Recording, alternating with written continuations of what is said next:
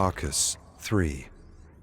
Spent the entire day doing unnecessary mundane tasks, like sweeping the floor, dusting statues and furniture, and polishing silverware, all in a fairly successful attempt to keep my mind busy. I imagine once I have the Orus working as it should be, I'll be able to keep myself distracted with what seems to be dreaming black fog. Toward the evening, I tinkered with the Orus, and when this proved frustrating, I worked out mathematical equations and theories while talking to myself and engaging in stimulating debate and what I believe to be meaningful discourse. One of the lessons of those on assignment within the boundaries of an ancient is to keep to a rigorous routine of writing, reading, and self-talk to not let the pillars of the intellect crumble under the weight of laziness, alienation, and boredom. Thinking and speaking are skills, and like any skill, they can decay and wither away if not practiced regularly. Arcus 4. Stories and journals are scattered everywhere. So much to read, and yet I find myself drawn to the scribblings and renditions of the unknown creator I'm calling the Mad Designer.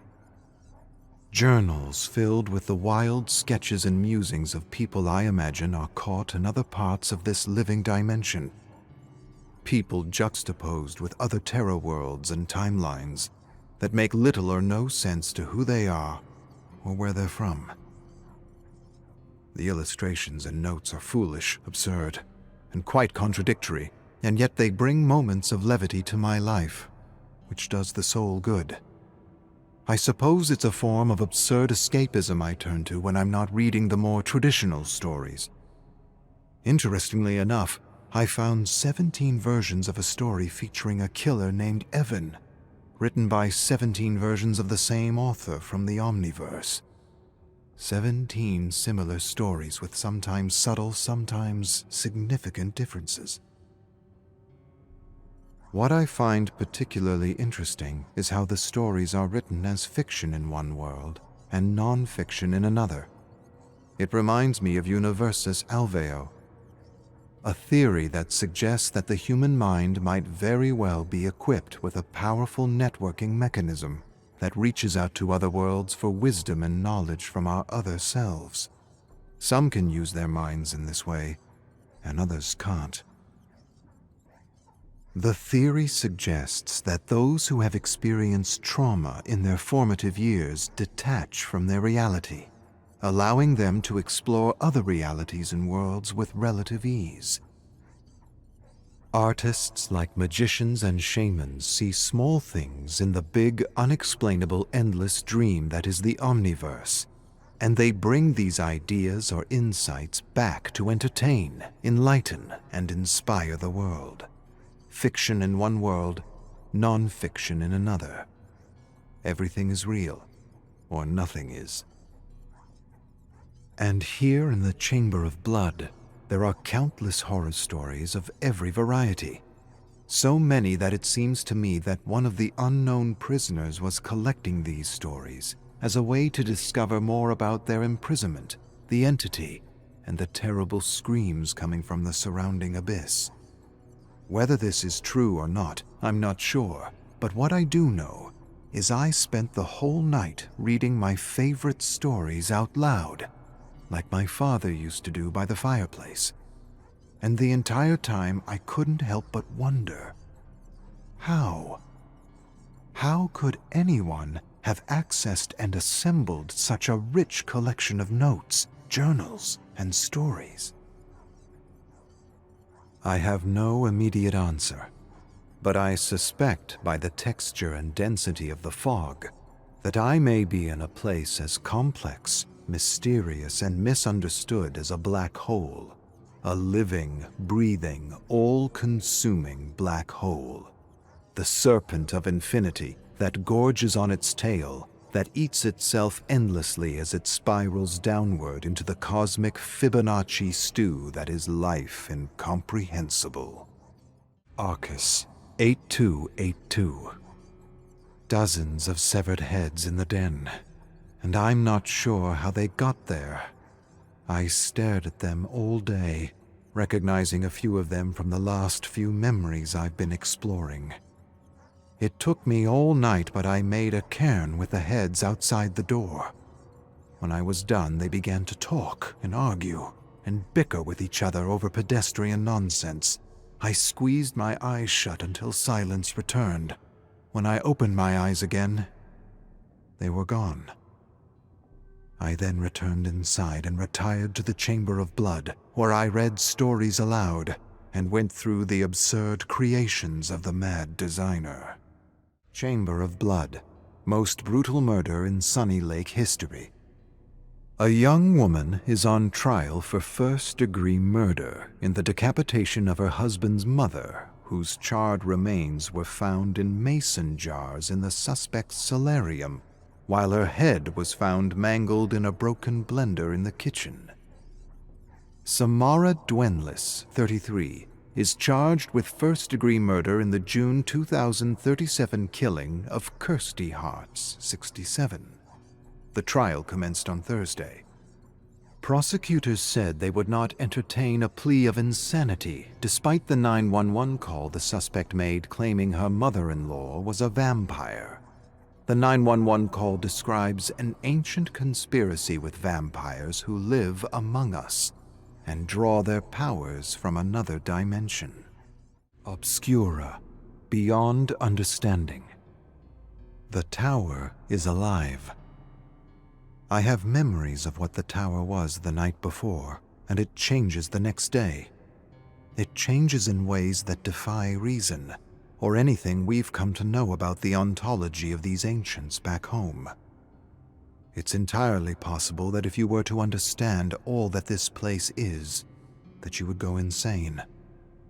I opened the door to what I thought would be an empty room covered in dust, only to discover an entire city with skyscrapers and ancient pagodas. Bewildered, I stared among the ruins of the street at a group of teenagers cutting down massive mutant bug-like creatures with deadly samurai swords.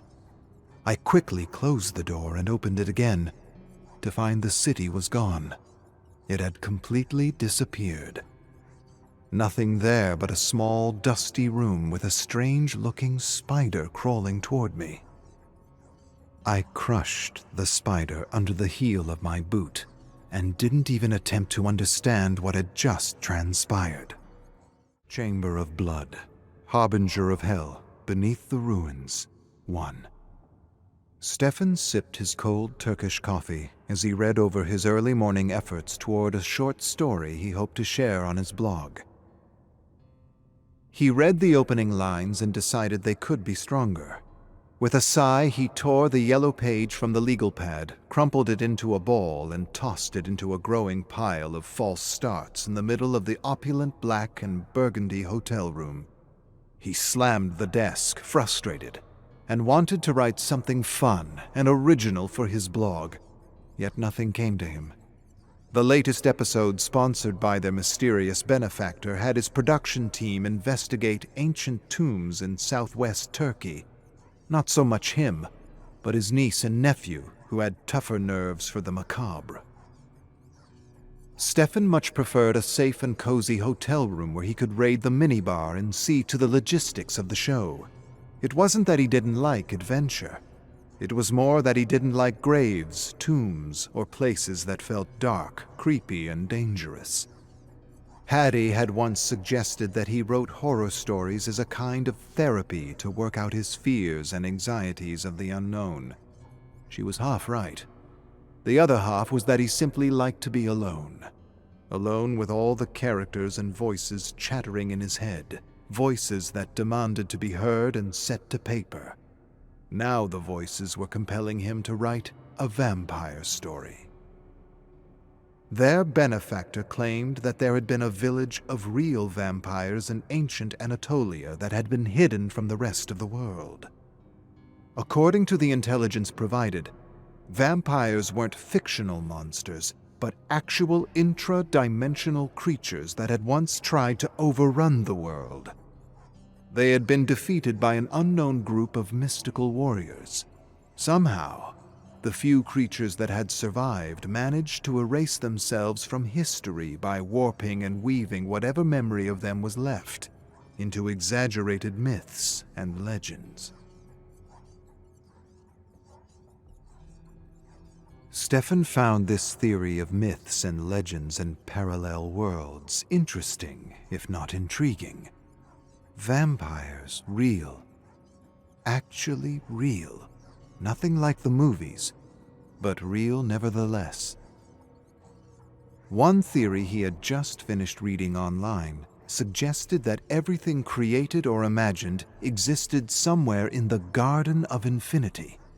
In other words, stories and characters came from a real place in the infinite landscape that was the Omniverse. The theory went on to suggest that artists had somehow unlocked their third eye and were able to see the other realities. An idea, a vision, or a dream, according to the theory, was the pineal gland seeing into the infinite for truth, wisdom, inspiration. The brain, then, was a quantum computer that could network with the infinite. It was a nice idea.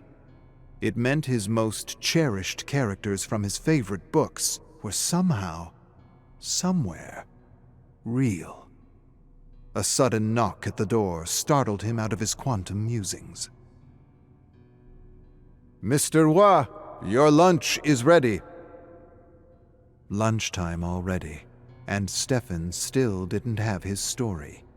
He rose lazily in his bathrobe, hoping Jordan and Hattie had better luck finding the unmarked graves they had set out to find.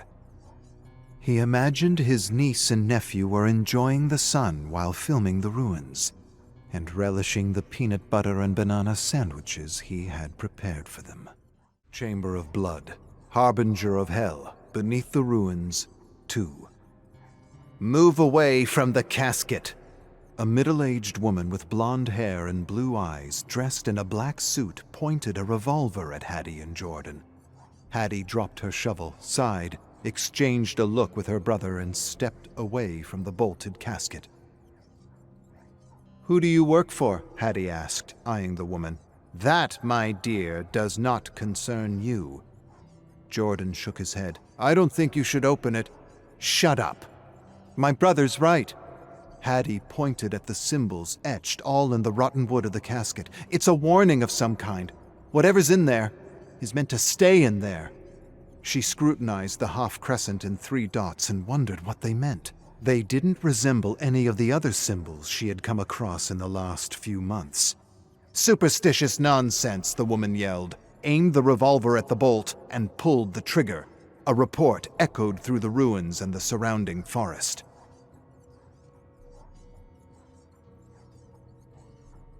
Hattie wondered if their guide and translator had heard them. He probably didn't even take notice or didn't care. He refused to follow them near the tombs, called them ignorant tourists, and said he would stay by the car texting his friends until they returned. The woman pulled the trigger repeatedly until the bolt clanged off and hit the ground with a thud. "I hope he calls the police," Jordan whispered to Hattie. "I wouldn't count on it." The woman examined the casket carefully. Hattie and Jordan inched backward as she struggled to yank the lid open. As Hattie cautiously backed away, she figured the woman worked for the same secret society that had now interfered with several of her investigations. She didn't know much about them, but from what she had gathered by overhearing a few of their goons in Egypt was that they were searching for hidden knowledge. Knowledge they believed would help humanity transcend to another plane of existence. "Please," Hattie cautioned, "don't open it until we know what the symbol means." The goon scoffed, and with a labored scream yanked the lid open to reveal nothing. Nothing but a strange black mist. "I don't understand," she said. "It's supposed to be here. The book."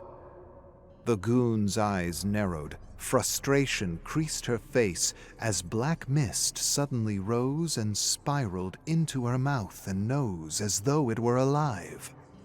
Hattie and Jordan stepped out of the grave. The woman gagged, coughed, and collapsed. There in the dirt, she jerked and twitched in all kinds of unnatural directions, screaming and shrieking as the mist reshaped her body into something indescribably grotesque. Her veins stood out thick and black in her neck, her hands smashed the ground, and she went into hysteric convulsions as though being burned alive. Then, with a blood-curdling scream, her body went limp and silent. Hattie repressed a cry of horror. She felt a cold prickle run down her spine as she stared at the scene in disbelief. What was going on? What strange mist could do such a thing to a person? Was it some kind of ancient poison? Some kind of toxic vapor? Or was it something worse? "Well, you don't see that every day, do you?" Jordan said flatly. "I seriously wish I got that on my phone." Hattie sighed. "Is she dead?" "Dead as a tomb." Hattie didn't find him funny, not in the least. He was scared. She could tell by his desperate attempt to use humor to hide his fear. He was just about to crack another joke when the creature suddenly twitched back to life. Startled, Hattie gasped and pulled at Jordan's t-shirt, saying, "We need to get out of here." But just as she stepped back, the creature turned to face them with blood-red eyes and a jaw protruding like a snout with teeth that seemed to be growing underneath stretched skin. "Oh shit!" Hattie blurted. She lost her footing and fell to the ground with her brother. The creature that had once been a woman roared at them, revealing two massive fangs like carving knives. Chamber of Blood, Harbinger of Hell, Beneath the Ruins, 3. "This way!" Hattie yelled, leading Jordan through the shadow and light spilling through the forest canopy. She could hear the creature shrieking as it hunted them with unnatural speed and resolve. Spotting an outcrop of jagged rocks, she quickly yanked her brother into hiding. "Aren't vampires supposed to explode in sunlight?" Jordan asked. "I mean, isn't that what's supposed to happen? Doesn't it know it's supposed to be dead?" Hattie instantly placed a finger by his quivering lips as she heard footfalls approaching. She repressed an urge to look at the creature. Instead, she listened. She could hear the clattering and hissing coming from its hungry jaws. She could hear the crunch of stones and the distinct snap of twigs as the creature searched for them. Then the footfalls seemed to change direction, growing fainter and fainter, until all she heard was the chirping of insects. Hattie heaved a shuddering breath. Jordan gulped and swallowed a lump in his throat, saying, "We should have respected the warning." If that's what it was, a warning, what else could it be? "I don't know. What I do know is, we've released something foul into the world." "And by foul, you mean the vampire and not gas," Jordan said with a smirk. "Just clarifying." "Not funny." "A little funny." "No, not even a little." Hattie risked moving beyond the rocks. She glanced apprehensively, half expecting the creature to hurl itself at them. When nothing happened, she stood and slowly and quietly led Jordan back toward their guide. As she pushed her way through the woods, she couldn't help but notice the similarities between all the symbols she had seen at the last few investigation sites. They were unlike anything she had ever seen before, and she had discovered them in completely different parts of the world. India, Africa, Portugal, England, Paris, and now, Turkey. Hattie couldn't help but feel something was amiss. She broke the silence, saying, "We're being pulled into something far more complex than we've been led to believe. It's almost like we're being used." "Used? For what? Who cares about a bunch of bozos from Montreal who release foul things into the world?" Hattie shook her head, gave him a grave look, and answered, "I don't know. But I think it's about time we meet our mysterious—" A twig snapped, startling the siblings. Before Hattie could finish her thought, the creature stood framed between two trees, dappled in sunlight. Jordan screamed in terror as the creature lunged at him, grabbing his arm and sinking its bony claws into his skin. With a mighty roar, the creature hurled him against a tree with a thud. Groaning, he sagged to the ground as inky blackness seeped down over his vision. Hattie thought quickly, spotting a fallen branch on the ground. The creature inched closer to Jordan, staring at him as though he were a steak. It kneeled before him and prepared to sink its fangs into Jordan's neck to satiate its red thirst. Just as it opened its gaping mouth, a resounding yell interrupted it. The creature hissed and turned just in time to receive a branch across the face. It fell to the side, then scrambled to its feet, locking eyes with Hattie. Hattie backed away slowly, glad she had saved her brother from certain doom, but unsure what would happen next.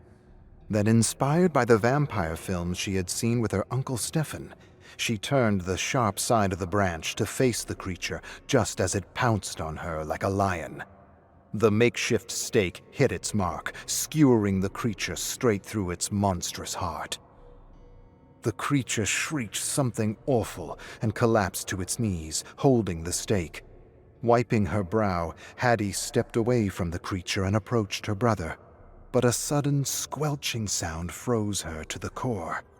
Slowly, she turned to watch the creature pull out the stake with the pulpy dead heart still attached. The creature tossed the heart to the side with a mangled smile. An instant later, it pounced over Hattie, taking her to the ground. Hattie pushed and jerked under its powerful grip as it salivated and peered hungrily at the thick arterial vein pumping in her neck. Saliva dripped down Hattie's neck, slow, warm, and slimy like a slug. She screamed, and then had no breath to scream and began to see not stars, but geometry. Symbols. Symbols she had previously discovered in the overlap, as she often called it.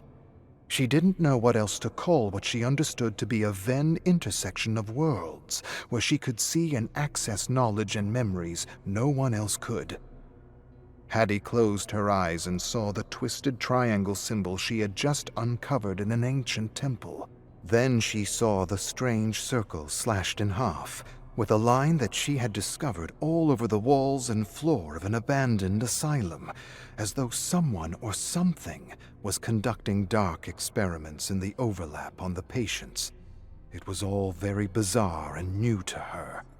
Now, as the creature prepared to feast on her blood, Hattie wasn't seeing memories pass before her eyes, but all these strange and arcane symbols that felt older than life itself, as though someone or something were trying to send her a message from the overlap. Chamber of Blood, Harbinger of Hell, beneath the ruins, 4. As the creature prepared to quench its thirst, Hattie felt the end coming. Desperate hands fumbled over dirt and twigs, searching for something, anything. Then, just as the creature prepared to puncture her neck, she grabbed a rock the size of a baseball and smashed it straight through its mouth, shattering its deadly fangs. The creature jolted to its feet with mad agony. Pieces of bone and tooth dropped into a thick puddle of blood and saliva. Hattie turned to see Jordan moaning. He was alive, barely, nevertheless alive. Relieved, she scrambled to her feet, trying to think of a way to destroy this ancient evil once and for all. Then she saw it. The revolver, hanging from the belt. Without hesitation, she rushed up to the creature as two new white fangs pushed out the bloody remnants of the old. Before it realized what was happening, she snatched the revolver and shot the creature point blank in the face. The creature fell head over heels as Hattie unloaded the revolver into its face and body. But bullets were futile against this otherworldly apparition. Within moments, the creature was clambering to its feet, the whole while staring at Hattie with blood-red eyes. Nervously, she inched backward, not knowing where to go or what to do. There was nowhere to go. Nothing she could do. This was the end. With incredible speed and strength, the creature pounced and took Hattie to the ground. Gleaming white fangs approached her neck with malice. She jerked and kicked and screamed under its weight. She felt its warm breath inches away from the nape of her neck. Then, in her mind's eye, she saw them again. The symbols. All of them. They swirled and flashed and then coalesced into one symbol. The symbol she had seen etched in the casket. With dawning realization, she understood. The symbol wasn't a warning, but a seal. A seal to imprison this unfathomable, indescribable creature. As the creature prepared to gorge on her life, she managed to grab something sharp off the ground. Its broken fang. And with the last of her strength, she managed to etch the crescent and the 3 dots deep into its cheek. Suddenly, the creature's eyes widened into great big pools of disbelief. It looked at Hattie in abject terror as it stumbled backward, desperately trying to scratch the symbol off its ghastly face. But it was too late. Black mist, like acid, bubbled and burned through the creature's skin. The percolating mist filled its lungs, chest, and neck. The belly and chest ballooned as pressure bludgeoned the creature from within. Then, with an agonized shriek, it exploded like a cherry bomb. Covered in gore, Hattie dragged herself beside her rousing brother. "What did I miss?" he groaned and sat up, leaning against the tree. He narrowed his gaze and peered through the thin red mist of blood that hung heavy in the air. "Where's the—" His voice trailed away as he noticed the shards of bone and chunks of flesh covering his clothes. In silence, they picked off bits and pieces of the creature. Then Jordan said, "Well, this was pleasant. Pleasant as a funeral." Hattie didn't respond to his stupidity. She was thinking about the symbols they had come across in their investigations. She wondered what they meant, where they came from, and if there was something connecting all these paranormal sites they were being sent to investigate. Moreover, she wondered if their benefactor was using them in some kind of chess game against forces unknown. Chamber of Blood. Old Bloody. This is the story the tour guide told us after showing us around the old Mad Canyon distillery in Moonlight Bay. She offered the adults a taste of Old Bloody, a recipe that had been infamous during Prohibition. While we tasted the bathtub gin, no one spoke as the firewater burned down our throats. The tour guide talked about the abandoned distillery we were walking through, telling us about how the first gang had all but disappeared before the legendary Al Capone got his hands on the operation. She must have told the story often as she spoke fluidly and made gestures and pauses at all the right moments. Ladies and gentlemen, I'm not one for tall tales, but what we know of the disappearance of the Maddie Hatter gang is very much a vampire story if ever I heard one. The Maddie Hatter gang was mostly made up of the Maddock family, led by the father, Hank, who had a thing about collecting hats from rival gang members he butchered. He must have stolen the wrong hat, because that bloodlust came back to haunt him in the fall of 1921, when his gang disappeared with only the youngest of the family left to tell the tale of what had befallen them. And what had befallen them was indeed a great mystery. A mystery people to this day bicker about and dismiss as an urban legend, but I swear, it's no legend, and all of it is the truth. The twins, Candace and Cody, while returning with some equipment they had picked up in Ontario, drove into the valley and then carried the copper tubing and flasks into the caves where the gang prepared their white lightning. But when they arrived, they found nothing but blood. Blood on the floor, blood on the walls, blood, if you'll believe it, running through the tubes and coils of the still. At first, they thought it may have been a rival gang, but there was no sign of bullets or bodies, or even a struggle, just blood, and an uncanny fog that hung low and heavy in the air. The twins instantly resolved to find whoever had done this to their gang, and moreover, they wanted to give their siblings, cousins, and parents a proper burial. So they grabbed a lantern and plunged into the twisting bowels of the mountain, following a trail of blood. They searched deep into the night with no result. Cody shone the lantern and was just about to tell his sister he was beaten when he heard the crunch of stone in the distance.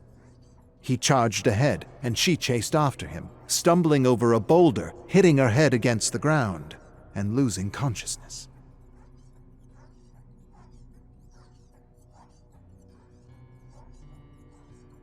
When Candace roused, she sprang to her feet and rushed toward the flickering lantern light, screaming her brother's name. Through dancing shadow and light, she approached her pale brother sprawled over the ground with 2 small puncture wounds in his neck. She felt his chest for a pulse and gasped when she realized he was dead. She shuddered, then screamed, and moved by an unknown force, she grabbed the lantern and charged forward. Then, without realizing it, she entered a massive cavern, feeling the ground beneath her feet turn to mush. She shone her lantern around, revealing piles of human skulls amidst thousands of beetles moving through a thick sludge. At her feet, she saw a few beetles devouring a sick bat. She tensed and looked upward to see thousands of bats sleeping. A few beetles scurried over her foot with morsels of rotting flesh, and she kicked them away. She swallowed her fear, realizing that if she woke the bats, they would strip her flesh clean in a matter of minutes.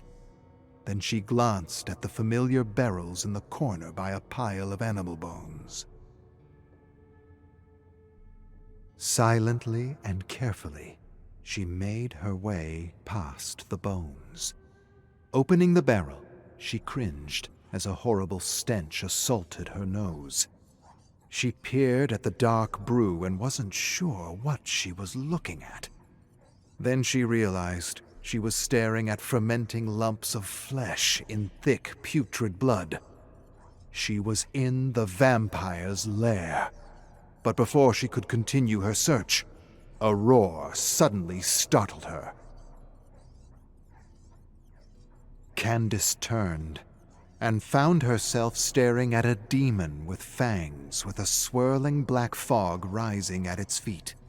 Through the fog, she saw it was wearing her father's hat. She gave a shout of revenge like thunder. The vampire twisted its ugly head in startled disbelief. Fearlessly, Candace threw herself at the vampire. She didn't care what this thing was or where it came from. She just wanted it dead, and she wanted to do her family proud. The vampire meant to kill her by sinking its fangs in her neck, but she felt strong enough to bring down a mountain. And so she jerked and kicked and pushed its snarling face. With a snarl of her own, she bit back at the vampire, tearing pale flesh off its neck with teeth and jaws strong enough to crush rock. Before the vampire realized what was happening, she gouged its eye with her thumb, ramming it deeper and deeper as it desperately clawed flesh off her arms and face. But she didn't care. She would not be denied. And within moments she felt the delicate brain matter like warm mud and smiled. Then she curled her finger and yanked as hard as she could with a mad laugh. With a shriek, the vampire convulsed violently, then stopped all at once, its jaws frozen in a twisted, agonized howl. Unable to control her growing laughter, she took back her father's hat and stood proudly as open wounds leaked and sputtered blood. Then the fog rolled over the vampire and somehow made it all disappear. The vampire the bats, the beetles, the blood. Everything. Needless to say, no one believed Candace, and she was put into an asylum to shut up and wither away. But eventually some rich philanthropist took charge of her, and she was never seen again. Everyone was silent. Someone laughed and said, "That's not really a vampire story, is it?" The tour guide replied, "Not like we're used to, no. But that's her story, and I swear I told it like I heard it." Then a young woman in a concerned voice added, "I hope that girl ended up all right."